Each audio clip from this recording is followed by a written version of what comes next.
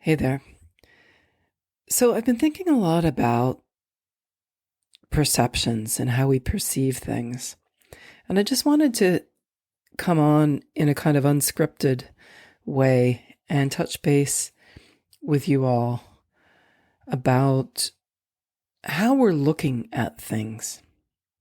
There's a thing in art called forced perspective, which artists use in order to direct our eyes to something or to look at something in a certain way. And that's a brilliant tool. But I feel like there's so much going on in the world right now, and there's so many distractions that our attention is being forced and flipped and tumbled and mixed up and jumbled, and it's not easy. I really feel you. I keep hearing it with my clients, with the people around me, and this doom scrolling, and the world is in tumult. It's a tricky time.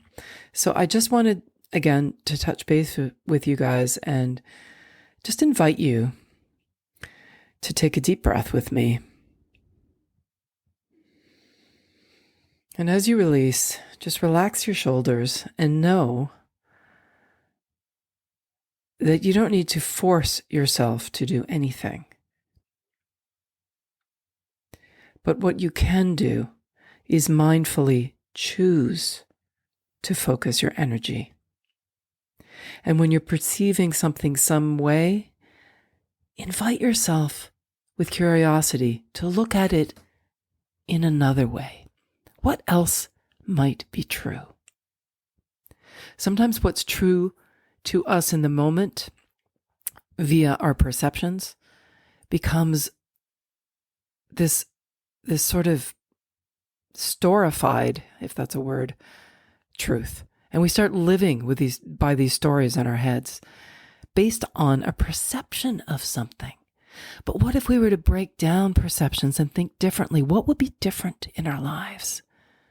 Think about it. It can be as simple as waking up in the morning and saying, I have so much to do. I'm not saying that you don't have a lot to do, but that is not the only point of view that you have to take. What else is true? What else is true is that you are getting out of your bed and that another day has come and that you can stand up and that you can even feel you're alive. Another perception is that you get to eat, that you get to breathe.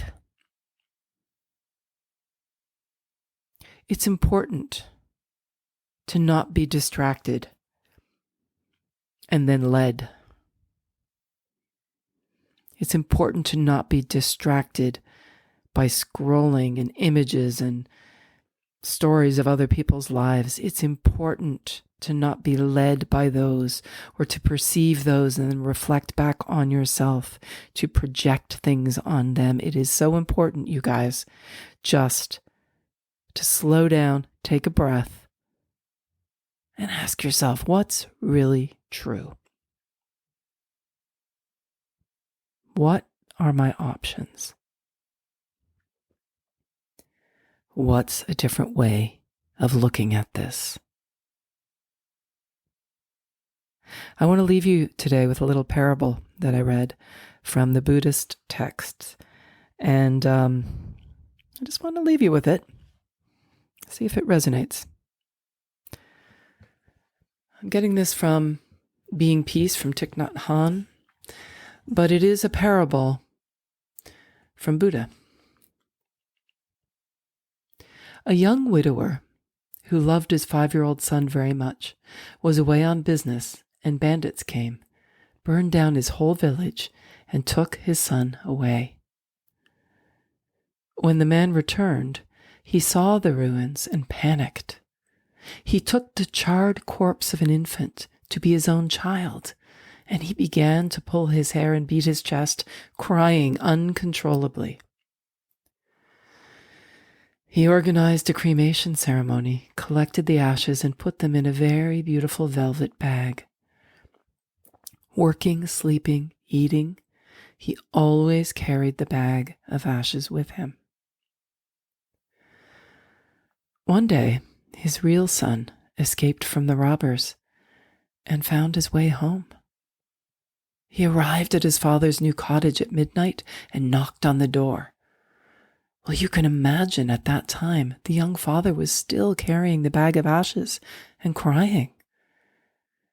He asked, "Who is there?" And the child answered, "It's me, Papa. Open the door. It's your son." In his agitated state of mind, the father thought that some mischievous boy was making fun of him, and he shouted at the child to go away, and he continued to cry. The boy knocked again and again, but the father refused to let him in. Some time passed, and finally, the child left. From that time on, father and son never saw one another. After telling this story, the Buddha says, "Sometime, somewhere, you take something to be the truth. And if you cling to it so much, when the truth comes in person and knocks at your door, you will not open it."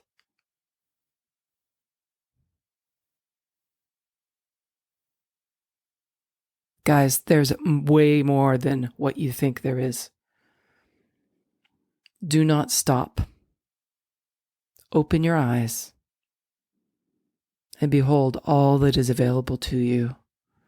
I promise you, you will not be sorry. I'm Lisa Hopkins. Thanks so much for listening. Stay safe and healthy, everyone. And remember to live in the moment. It's all we got.